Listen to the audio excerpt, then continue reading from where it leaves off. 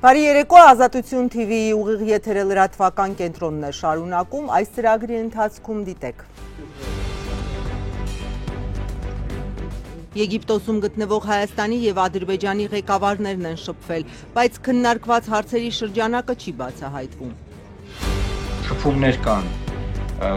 մեր զրոշաշման համակարգող Նարեկ Կարապետյանի հետ, որ ընդդիմադիր ուժերն են միմյանց հետ համագործակցության պատրաստ ու արդյոք խոսքը դաշինքների մասին է։ Նոր փողերի լվացման մեղադրանք է առաջադրվել Տաշիր ընկերությունների սեփականատեր Սամվել Կարապետյանին։ Կարող եմ միայն ասել, որ էլ ավելի աբսուրդային մեղադրանք է ներկայացվել, քան նախկին մեղադրանքը։ Ռուսաստանի միգրացիոն խստացումներից դժգոհ են բեռնատարի հայ վարորդները, նրանց նկատմամբ միգրացիոն նոր օրենսդրություն է կիրառվում։ Մենք միգրանտ չենք, մենք ոչ այդում ենք աշխատելու, ոչ չաշխատելու, ոչ հյուր են գնացել, ոչ հանգստանալու են գնացել։ Օրենքը չի փոխվել, բայց հողը Գյումրիում աճուրդի է հանվում շուկայական, ոչ թե նախկին կադաստրային արժեքով։ Համասն ազատ է արձակել Գազայի հատվածում 2 տարուց ավելի պահվող բոլոր 20 գերիներին։ Հաջորդ փուլով կվերադարձվեն պաղեստինցի բանտարկյալները։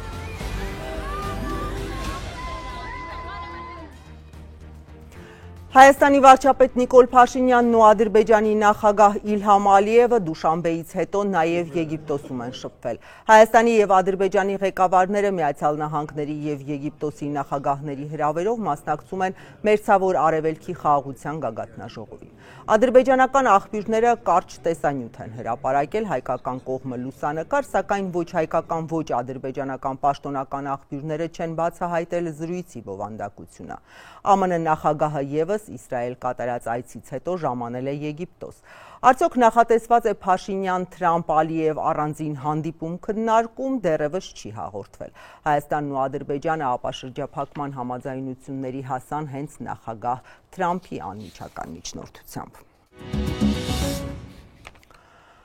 Մինչ Երևանն ու Բաքուն խաղաղությունն այլևս կայացած փաստ են համարում, Բաքուն հայ գերիներին ազատ չի արձակում, շարունակում է նրանց դեմ դատավարությունները։ Ադրբեջանական ԱՊԱ-ի փոխանցմամբ այսօր հրապարակվել են հայկական զինված ուժերի մի շարք գաղտնի փաստաթղթեր, որոնք իբրև ապացուցում են, որ մեջբերեմ հայկական զինված ուժերի տարբեր կառույցներին, ինչպես նաև ինքնահռչակ ռեժիմի այսպես կոչված բանակին հանձնարարվել են տարբեր ռազմական առաջադրանքներ կատարել նախկինում օկուպացված ադրբեջանական տարածքներում։ Մեջբերման ավարտը։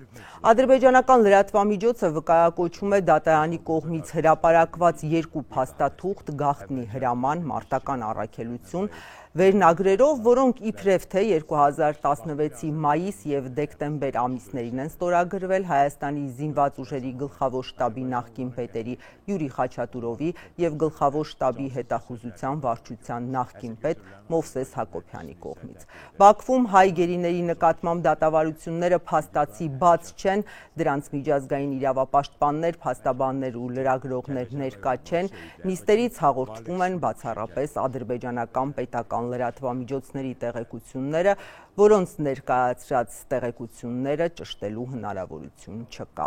Բաքվի դատարանում ըստ պաշտոնական տվյալների 23 հայ գերի է պահվում, ներողություն Բաքվի բանտերում 23 հայ գերի է պահվում, նրանց մի մասին տարբեր մեղադրանքներով արդեն դատապարտել են տևական ազատազրկման, մյուս մասին ներառյալ Արցախի ռազմաքաղաքական ղեկավարության դատավարությունը շարունակվում է արդեն մոտ 9 ամիս։ Բաքվում Կարմիր խաչի միջազգային կոմիտեի գրասենյակի փակումից հետո հայ գերիները հայտնվել են կատարյալ մեկուսացման մեջ, անցած 3 ամիսներին որևէ միջազգային անկախ կառույց նրանց չի տեսակցել։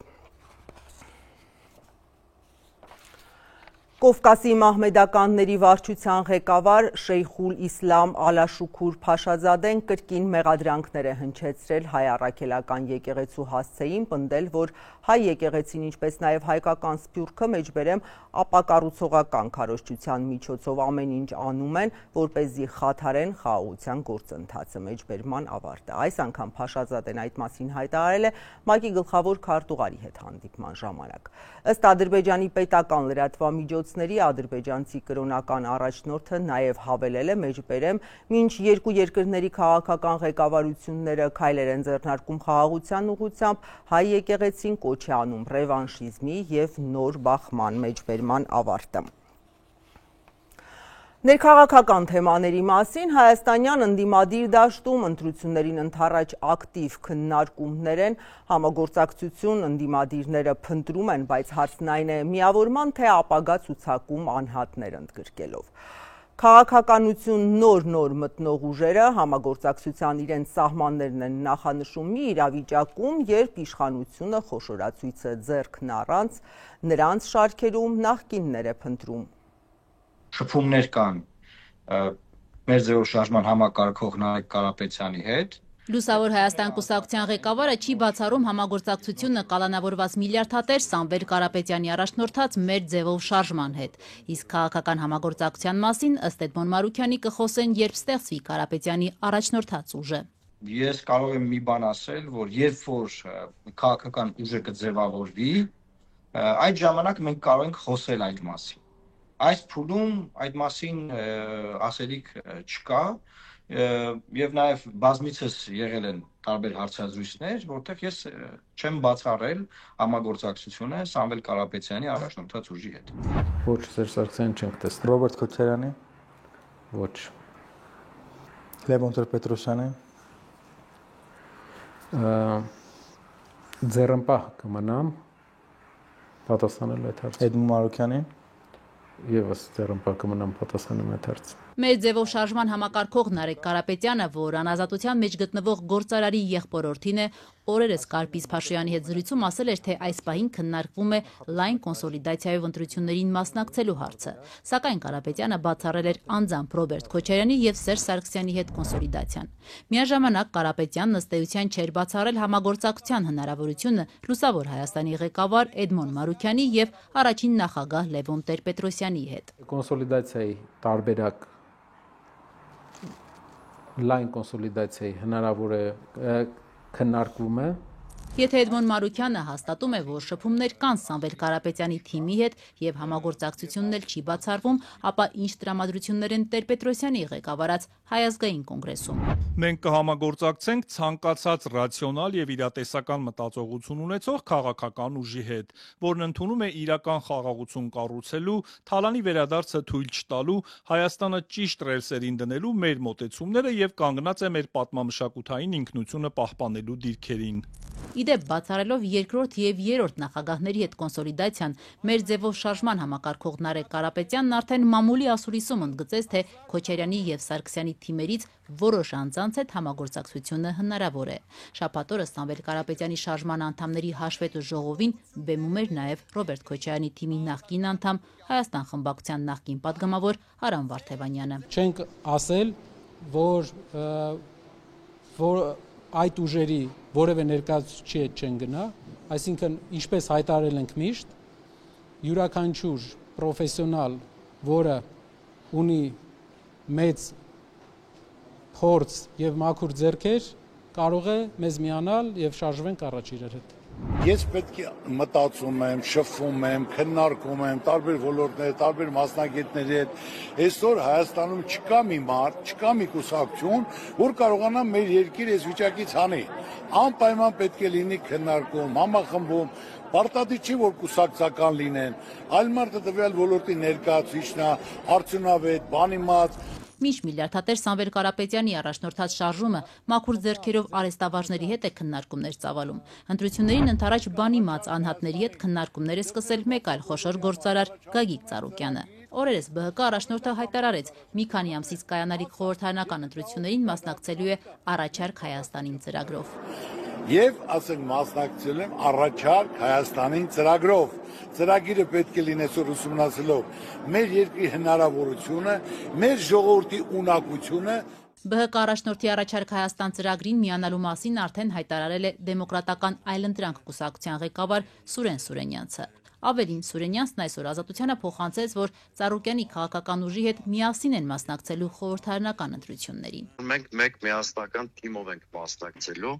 առաջիկա խորհրդարանական ընտրություններին Իհարկե ձևաչափային լուծումները երկուսը, երեքը կարող են լինել, բոլոր ձևաչափային տարբեր մոտեցումներ հիմա քննարկվում են, բայց որ մեր քաղաքական ուժերը գնալու են կոնսոլիդացիա եւ խորհրդանական ընտրություններում մեկ թիմ դառնալու ճանապարհով դա հստակ է։ Սուրեն Սուրենյանն ասում է, որ նախկինում իր եւ Գագիկ Ծառուկյանի ղեկավարած ուժերը այսօրինակ համագործակցության փորձ արդեն ունեն։ 2021-ից 26-ի թիմ ընտրություններում դեմոկրատական այլընտրանքը եւ ԲՀԿ-ն ինստիտուցիոնալ դաշինք ունեին եւ մի շարք համայնքներում միասին են մասնակցել։ Դեմոկրատական այլընտրանքից բացի էլ որ ուժերը կարող են միանալ Գագիկ Ծառուկյանին։ Սուրեն Սուրենյանն ասում է, թե դռները բաց են բոլորի համար, գլխավորը ծրագիրն է, նախ պետք է կոնսենսուսի գալ ծրագրի շուրջ, որից հետո արդեն կուրվագծվի մասնակիցների շրջանակը։ Իդեպ հրապարակը գրել է, որ Ծառուկյանին կարող է միանալ նաև ընդդիմադիր ապրելու երկիր կուսակցությունը։ Սակայն ապրելու երկրի ղեկավար Մանեթ Հանդիլյանն այսօր Ազատությանը փոխանցեց, որ նման առաջարկ չեն ստացել Ծառուկյանից։ Գագիկ Ծառուկյանի հետ դուք համագործակցությունը հնարավոր համարում եք։ Եթե դուք պարտաբանեք համագործակցություն, ինչ նկատի ունեք։ Դաշինքով օրինակ նրա հետ միասին դաշինք կազմած ընտրությունների։ Այդպիսի քննարկում դա եմ ասում, ոչ առաջարկ, ոչ քննարկում չունեն։ Իսկ ինչ ձևաչափով ապրելու երկիրը կմասնակցի խորհրդարանական ընտրություններին։ Մանեթ Հանդիլյանն ասաց, որ ֆորմատների շուրջ քննարկումները դեռ շարունակվում են։ Սամվել Կարապետյանի եւ Գագիկ Ծառուկյանի ձևավորվող նախաձեռնություններին զուգահեռ հայտնի է, որ 8 ամսից կայանալիք խորհրդարանական ընտրություններին մասնակցելու են նաեւ երկրորդ նախագահ Ռոբերտ Քոչարյանը։ Նա օրերս ասել էր, թե մասնակցության ֆորմատի մասին առավել հստակ կխոսեն հունվարին։ Ով է գլխավորելու ցուցակը կախված է հետևյալից, ով կունենա առավելագույն շանսեր սոցիոլոգիայի համաձայն։ Մինչ Սամվել Կարապետյանի թիմը հայտարարում է ընտրություններին մասնակցելու ծրագրերի մասին, մոտ 4 ամիս կալանքի մեջ գտնվող Ռուսաստանաբնակ գործարարի նոր փողերի լվացման մեղադրանք է առաջադրվել։ Եկեղեցուն պաշտպանելու նրա հայտարարությունը որակվեց իշխանությունը զավթելու հրապարակային կոչ, թե փողերի լվացման մեղադրանքն ինչին է վերաբերում, փաստաբանները նախաքննական գաղտնիքից ելնելով ձեռնպահ են մնում փակագծեր բացել, բայց պնդում են ավելի անհեթեթ է, քան նախորդը։ Ես չեմ կարող ասել ինչի մասին է, կարող եմ միայն ասել, որ էլ ավելի աբսուրդային մեղադրանք է ներկայացվել, քան նախկին մեղադրանքը, որով Առաջիացյանը եւ Վերաքննիչ դատարանը օրինական ուժի մեջ մտած դատական ակտերով հաստատել էին, որ Սամվել Կարապետյանի առնչությունը այդ ենթադրյալ հանցանքներին, այսինքն հիմնավոր կասկածի նույնիսկ ամենանվազագույն շեմը հաղթահարված չէ։ Պատկերացրեք, այս նոր ենթադրյալ դրվագը էլ ավելի աբսուրդային է։ Ցավոք նախաքննական տվյալների չհրապարակմամբ կաշկանդված լինելու չեմ կարող որևէ այլ մանրամասն ներկայացնել։ Հիմա Մերձավան տեղափոխվենք, որտեղ կրքերը Փարաքարի համայնքապետ Վալոդյա Գրիգորյանի սպանությունից 20 օր հետո էլ չեն հանդարտվում։ Չնայած իրավապահների պնդմամբ սպանության բացահայտումից հետո սպանության կասկածյալի բարեկամները լքել են Մերձավանը, բայց գյուղում ստորագրահավաք են սկսել նրանց ընդմիշտ հեռացնելու հարցով։ Հարցը կառավարությունն են որոշել հասցնել։ Մինչ այդ իշխող ուժից արդեն իսկ անընդունելի են համարել պահանջը, նախաձեռնությունը որակելով ատելության չափաբաժինը էլ ավելի բորբոքող։ Գիտեմ, որ իրանք գյուղից ինչքան շուտ հեռանան, այնքան մեզի օգուտ խաղաղություն կմտնի Մերձավանում։ Խի գյուզալական երեխուն տարան պարկսին գերեզմանոց, իրան գանստեք գյուղի մեջ ման գան։ Դե եթե այդպես քաշքշուկ է լինում Մերձավանում ապրեն ինչ անեն։ Մեկ օրում ավելի քան 2500 մարդ է ստորագրել Մերձավանում ապրող ԿՊԱ-ական ախտոյանների գերդաստանին ու բարեկամներին վտարելու պահանջի տակ։ Երեկվանից սկսված այս ակցիան, ինչպես տեղի բնակիչներն են պնդում, կազմակերպիչ չունի, ինքնաբուխ է ու իրենց համագյուղացի Փարաքարի համայնքապետ Վալոդյա Գրիգորյանի սպանությունից հետո ստեղծված լարված մթնոլորտը պարպելու միակ եղանակն է։ Սպասում եմ իրանցից ամենավատ բանը։ Այն ինչը որ չգիտեմ, մարդը արարած ընդունակ չի։ Մերձավանի իր տան մոտ շաբաթներ առաջ սպանված Վալոդյա Գրիգորյանի գործով 2 մեղադրյալ կա։ Մեկը Մերձավանի ԿՊԱ-ական նախկին վարչական ղեկավար Մհեր Ախտոյանի բարեկամն է Նարեկ Օհանյանը, որպես օժանդակող ու բուն սպանության համար մեղադրվող 20-ամյա Գևորգ Հարությունյանը։ Իրավապահներն այս ողբերգությունը բացահայտված են համարում։ Ավելին հայտարարել են, որ սա վրեժխնդրություն է դեռ փետրվարին տեղի ունեցած սպանության համար, երբ Փարաքարի գյուղապետի եղբայրն ու եւս 13 հոգի հարձակվել էին Ախտոյանների տան վրա, սպանվել էր Ախտոյանների բարեկամը Գրիգոր Օհանյանը։ Հենց նրա եղբայրն էլ Նարեկը այժմ մեղադրվում է Վալոդիա Գրիգորյանի սպանությունը օժանդակելու համար։ Գծով էթալիա միջև վերխուշ կա։ Ինչու ախտոյաններն է։ Կաղադրանից բարձրել է թա։ Դեպի վարչապետի կազմ։ Ախտոյաններին գյուղից վտարելու պայմանով խաղաղության ձգտող մերձավանցիներին Վալոդիա Գրիգորյանի սպանության բացահայտումը չի բավարարում, քննություն արդար չէ, շարժառիթն էլ քաղաքական է, կարծում են նրանք։ Իսկ ինչու ախտոյաններն ամիսներ առաջ նույն պահանջով դուրս չեկան Գրիգորյանների ու նրանց համախոհների դեմ, երբ սպանվեց նրանց հարազատը, այս դեպքում տեսակետներն այլ են։ Մերձավանցիներից մեկն օրինակ չի կարծում, որ Գրիգորյանի եղբայրն ու մյուս 13 մեղադրյալներն են մեղավոր։ Իրանց բարեկամի գլուխը կերան մեր տղերքի վրա գցեցին, որ գյուլը նստից մտնում այն հետևից ցես բացում է։ Իսկ հակառակ կողմից որ գալիս է, հակառակ կողմից է բացում, չէ։ Կարակ է թակ ժեշտը նայեք, որ հակառակ կողմն է ճղած։ Ուրեմն ներսից է կրակոց եղել, ոչ թե դրսից։ Ստորագրահավաքին միացած Արսեն Մանուկյանը, որ Մերձավանում արագ սննդի կետ է աշխատացնում, այս հարցին իր պատասխանն ունի։ Խոսքի մեջ պիտի ուժ լինի։ Ուղղակի դատարկաբանությամբ իմ երեխեքն է կարան կանգնեն դրսում ինչ-որ մի հատ հայտարարություն անեն։ Ասենք գյուղի 80%-ը կանգնում է, այն 20%-ն է, որ բացասական կարծիք է հայտնում մեր հանդեպ։ Չգիտեմ 10%-ն է թե 20%-ն է, ինչ-որ մեծամասնությունը, երբ որ կայնում է դեմ ինչ-որ մի բանի, իսկ ցույց պիտի բան փոխի։ Կներեք, փոքրամասնությունը մեծամասնության դեմ ոչ մի բան է։ Գյուղի 20 տարվա էլեկտրիկ Գագիկ Զոհրաբյանը, որ ախտոյանների մեջ էլ բարեկամներ ունի, կարծում է քաշքշուկներից խուսափելու համար պետք է հեռանան, բայց ոչ բոլորը։ Ես չեմ ասում բոլոր ախտոյաններին, ես չասեմ մարկա իրոք շատ լավ մարդիկ կան ախտոյաններից, բայց իրանք դաժե բարեկամ են մեզ։ Կան նաև այլ չեզոք կարծիք ունեցողներ, որոնք չեն միացել ստորագրահավաքին։ Ծաղիկ Ավետիսյանը նրանցից մեկն է։ Ճիշտ չեմ համարում։ Մնալու դեպքում էլ չգիտեմ ես ինչ կլինի, ինչ արյունահեղություն կլինի, չգիտեմ ինչ թշնամություն են իրանք իրար մեջ տեսնում, ես չգիտեմ, իրանց չեմ ճանաչում, ուղղակի ցավակցում են։ Այս քիչ ընթացքում, որ ինքը ղեկավար ա եղել, շատ լավ ղեկավար ա եղել։ Փոփոխությունը ես շատ զգացել եմ։ Վերջին ողբերգությունից հետո Մերձավանում դեռ ոստիկանական ուժեղացված հսկողություն է, նաև ախտոյանների արդեն դատարկ տների մոտ։ Չնայած սրան, մթնոլորտը դեռ լարված է, օրերս էլ փետրվարին սպանված Գրիգոր Օհանյանի գերեզմանն էին վնասել։ Իշխող քաղաքացիական պայմանագրից դատապարտում են մերձավանցիների նախաձեռնությունը։ Պատգամավոր Հասմիկ Հակոբյանը, որ Երևանից հետևում է այդ ակցիային, ասում է, Փարաքարի համայնքապետի սպանությունն օգտագործել ու ստորագրություններ հավաքելն անթույլատրելի է։ Ուզում եմ իմանալ, դուք ով եք, որ որոշեք, թե ով ապրի Մերձավան համայնքում, ով ոչ։ Դուք ով եք, որ ստորագրություն հավաքեք ու որոշեք, ինչ որ ազգանուն ունեցող ընտանիքի անդամները ապրեն այդ համայնքում,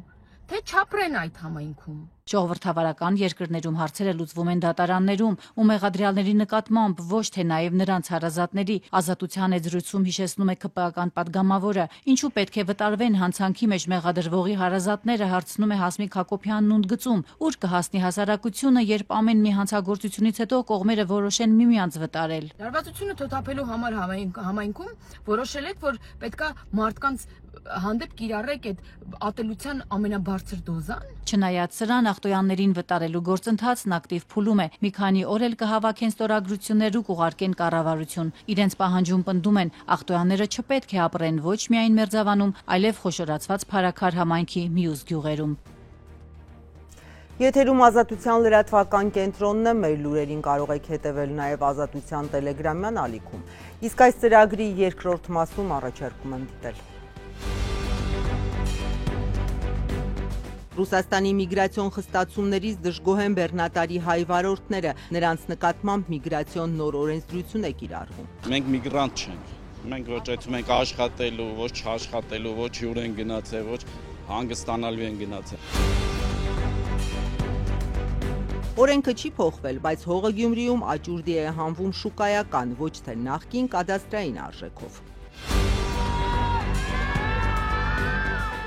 Համասն ազատ է արձակել Գազայի հատվածում 2 տարուց ավելի պահվող բոլոր 20 գերիներին։ Հաջորդ փուլով կվերադարձվեն պաղեստինցի բանտարկյալները։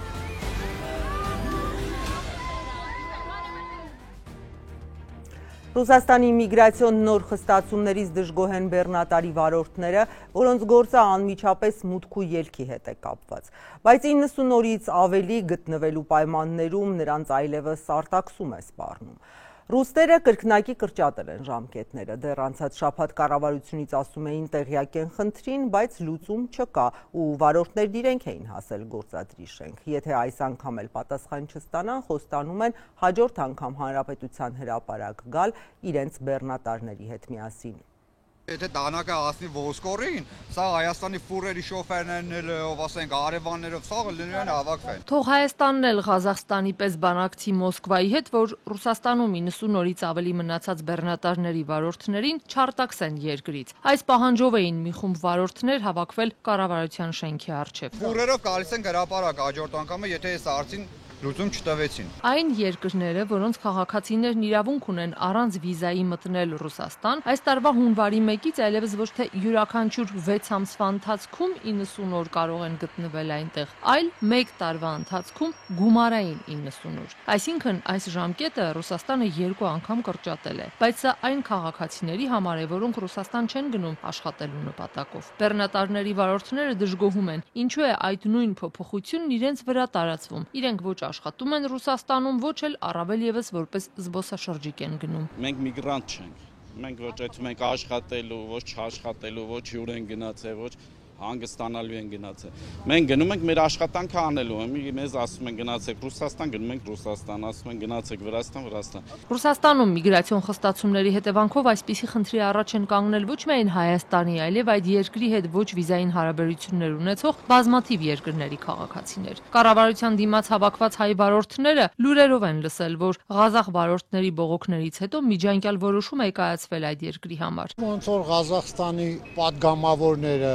բարձրաձայնեցին, իրանցը հեչ արեցին, ում էլ արգելափակել էին, վերականգնեցին։ Ես չգիտեմ էլ, մենք ունենք այդպես դեպուտատներ, որ զբաղվեն մեզանով։ Միգրացիոն հարցերով փորձագետ Տաթևիկ Բեժանյանը հավաքված վարորդներին բացատրեց, օրենքը դեռ չի փոխվել, պարզապես գուցե Ղազախստանի համար ժամանակավոր մեղմացումներ են սկսել գործել։ Փորձագետը դեռ նախորդ տարվանից էր հայտարարում, որ Ռուսաստանի միգրացիոն նոր օրենքը նաև հայ բեռնափոխադրողներին է խնդիրների առաջ կանգնեցնելու։ Իդեպ այս փոփոխությունը տարածվում է նաև օդաչուների, բորտուղեկցորդների, ուղևորափոխադրումներ իրականացնողների վրա։ Բեռնատարի 15 վարորդ արդեն իրենց տվյալներն են ուղարկել փորձագետին։ Նրանք բոլորն արդեն արտաքսման վտանգի առաջ են կանգնած։ Անձինք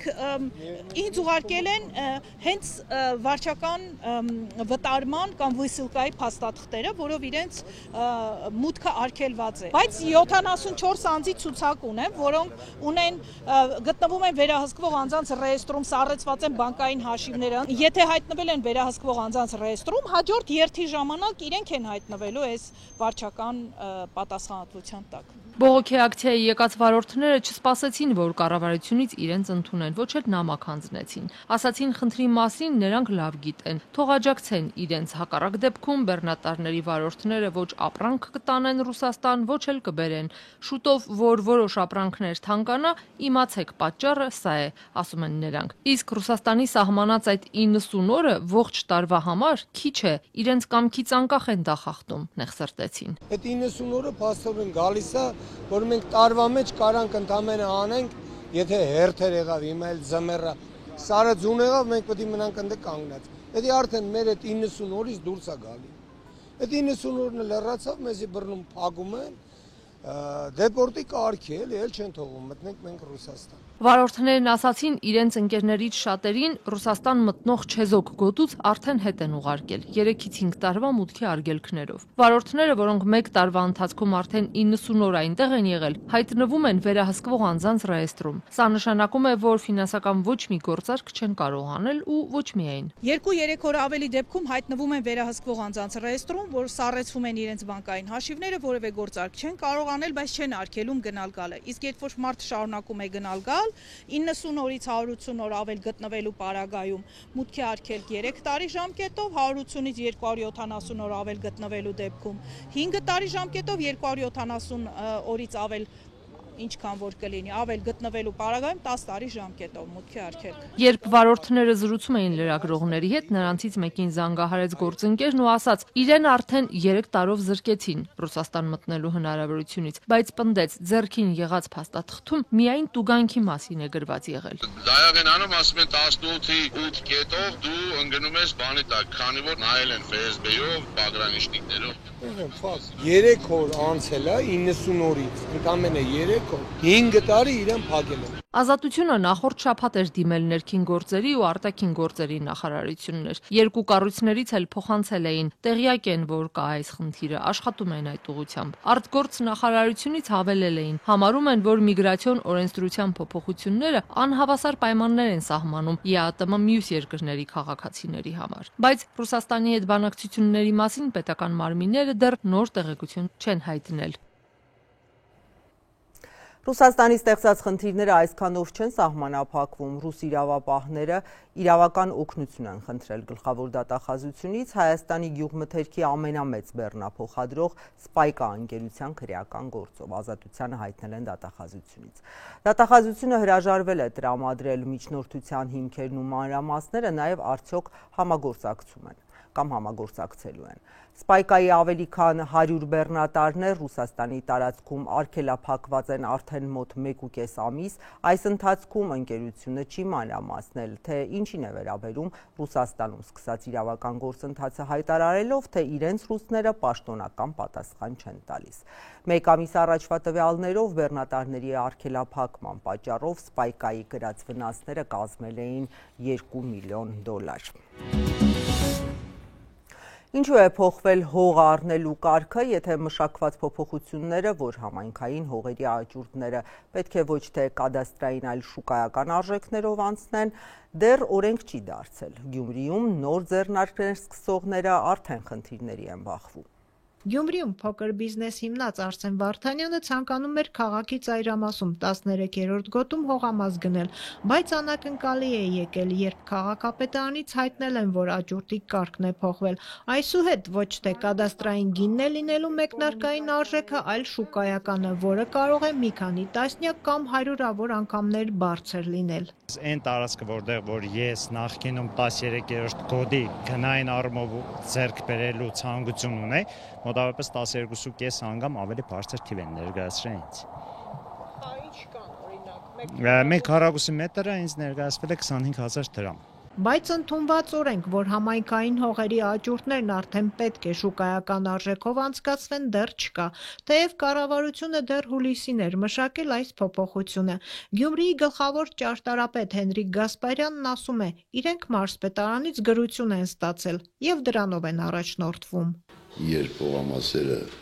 ավելի քիչ արժեքով են օդարվում, հետո շուկայում այլ գներ են գործում,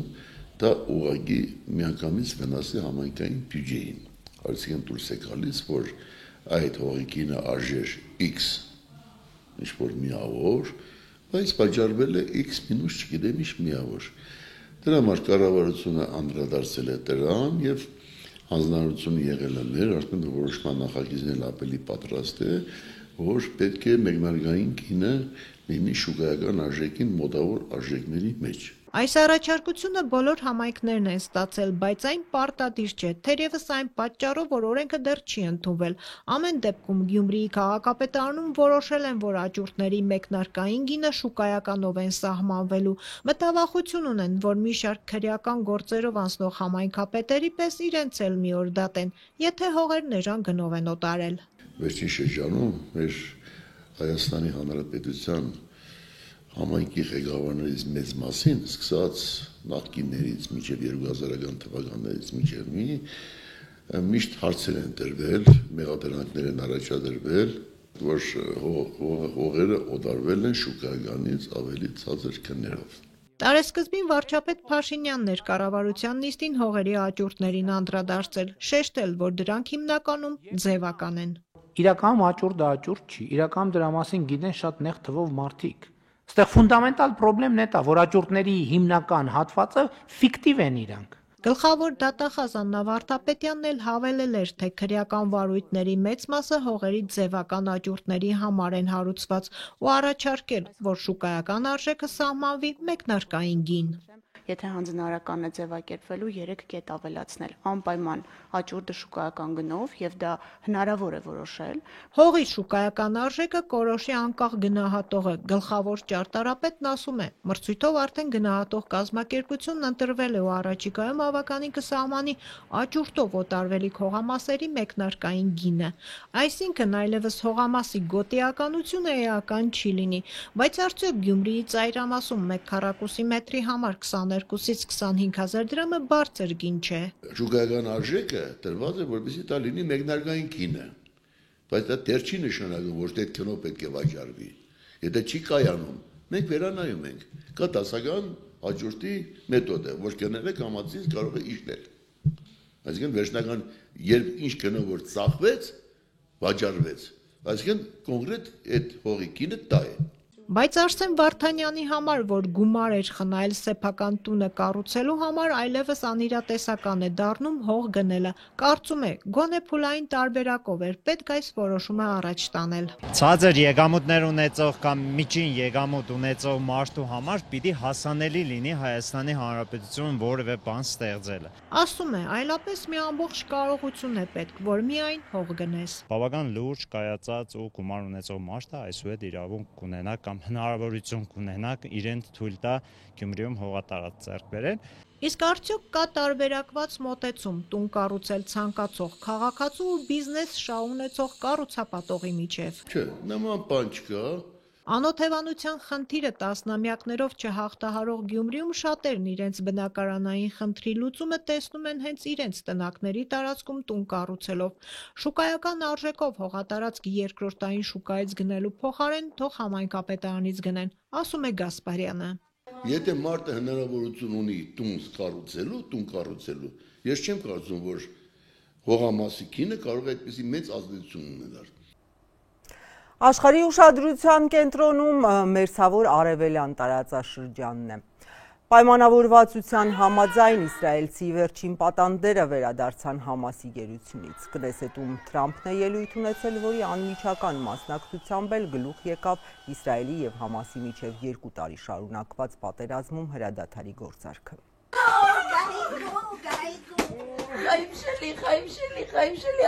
Պաղեստինյան Համաս շարժումն առավոտյան ազատ է արձակել 7, իսկ մի քանի ժամ անց մնացած 13 իսրայելցիներին, որոնք պատանդարվել էին 2023 թվականի հոկտեմբերի 7-ի հարձակման ժամանակ եւ 2 տարի անց հիմա արդեն միացել են իրենց ընտանիքներին։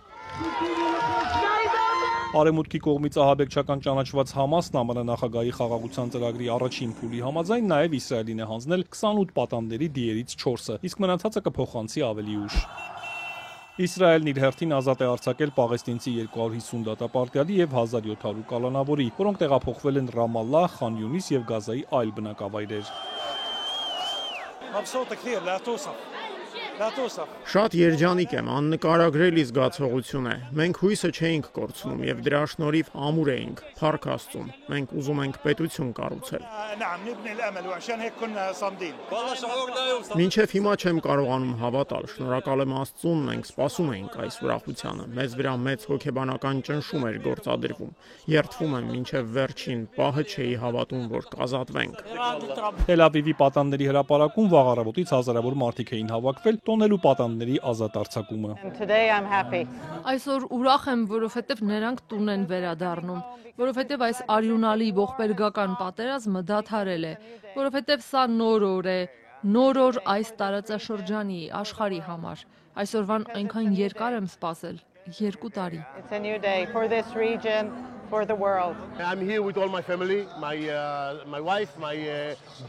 Ես այստեղ եմ ողջ ընտանիքիս, կնոջս, դստերս, որդուս եւ հորս հետ։ Մենք գալիս ենք ամեն շաբաթ։ Մեզ համար շատ կարևոր է այստեղ լինելը։ Մենք շատ ուրախ ենք։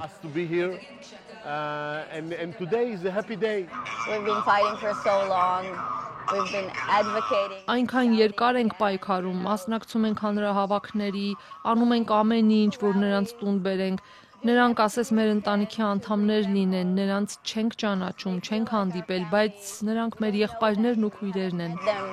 but we know them. They are our brothers and sisters. Այս ֆոնին ԱՄՆ նախագահն այսօր ժամանել է Իսրայել, ելույթ ունեցել խորհրդարանում։ Դոնալդ Թրամփը նախ գովեստի խոսքեր ասաց Իսրայելի վարչապետ Բենյամին Նեթանյահուի մասին, ում ՄԱԿ-ի հետաքննական հանձնաժողովը մեղադրում է Գազայում ցեղասպանություն իրագործելու համար։ Ապա Թրամփը հայտարարեց, որ սա մեծ ուրախության եւ աճող հույսի օր է։ Զենքերը լռում են, սա նոր Մերձավոր Արևելքի պատմական արշալույսն է, ասաց Թրամփը եւ հույս հայտնեց, որ տարածաշրջանում խաղաղությունը կլինի հավերժ։ Սա հիմա շատ նշանակալից ժամանակ է Իսրայելի եւ ողջ Մերձավոր Արևելքի համար, քանի որ ողջ Մերձավոր Արևելքում տասնամյակներով քաոս, ահաբեկչություն եւ ավերածություն տարածող ուժերը այժմ թուլացած, մեկուսացված եւ լիովին պարտված են։ Թրամփի ելույթի ժամանակ ընդդիմադիր պատգամավորներից մեկը ցուցապաստառը պարզած բղավեց. «Ճանաչեք Պաղեստինը», ինչից հետո անվտանգությունը արագ դուրս հանեց նրան։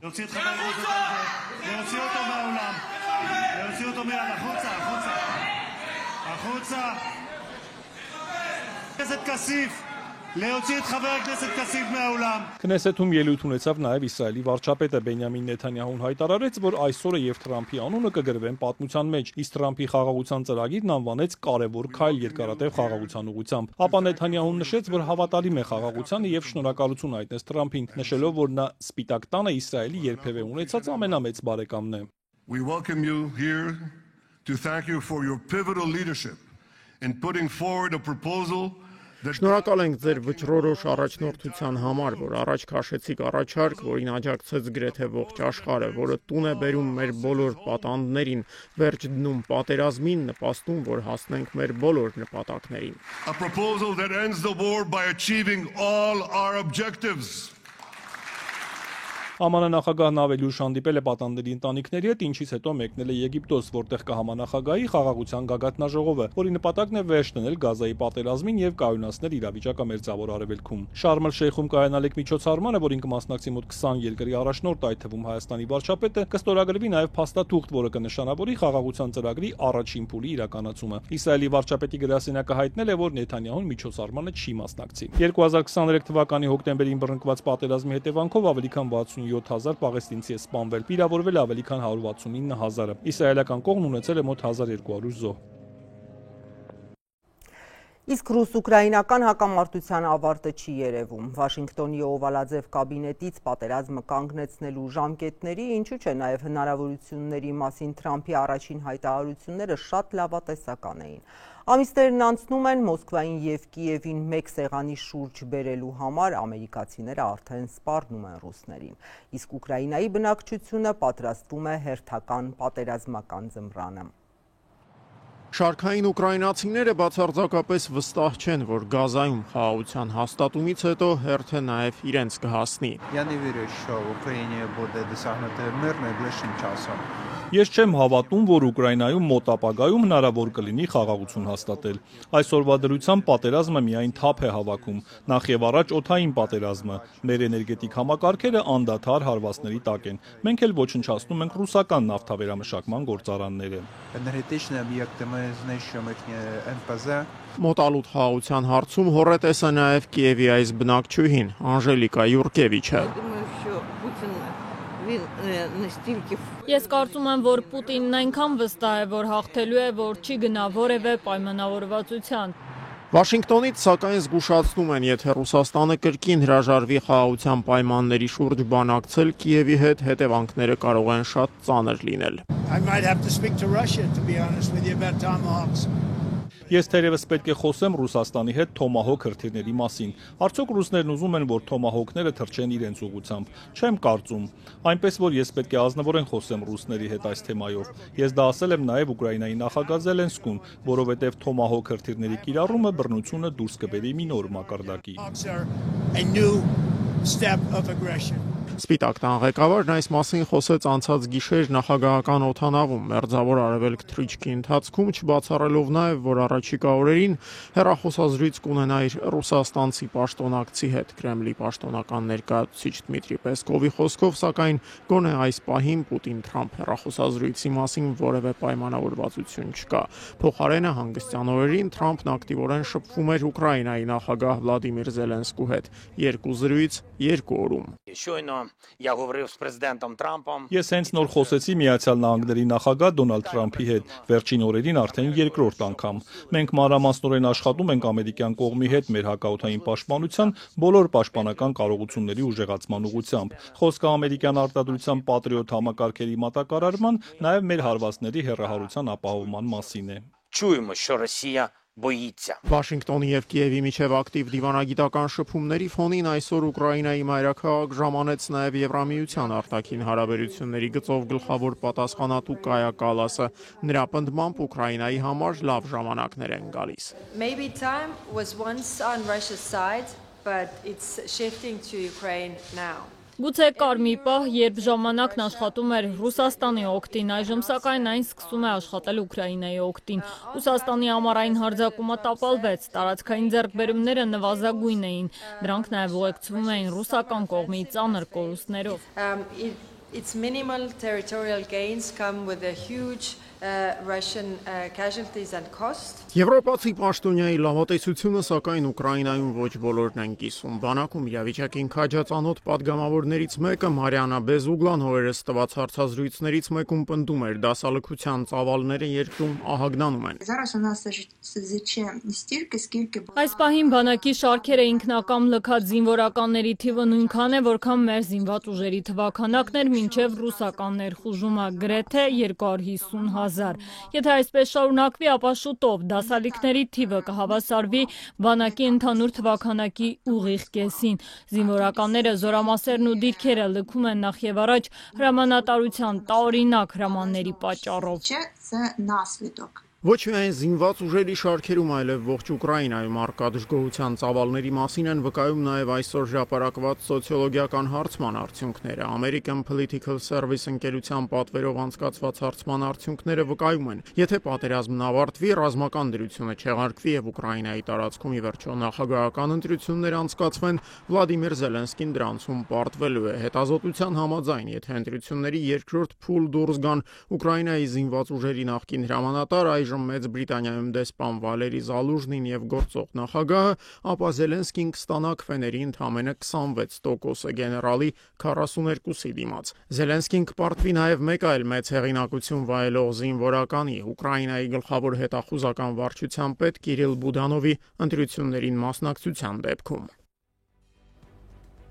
Այս եթերաժամի համար այս թեմաներն էինք առանձնացրել, ես ձեզ հրաժեշտ եմ տալիս, լրահոսը թարմացվում է azatutsun.am կայքում հետևեք, կտեք մեզ նաև սոցցանցերի մեր էջերում, YouTube-ով դիտեք և կաբելային ալիքներով, ես ձեզ հրաժեշտ եմ տալիս, հաջողություն։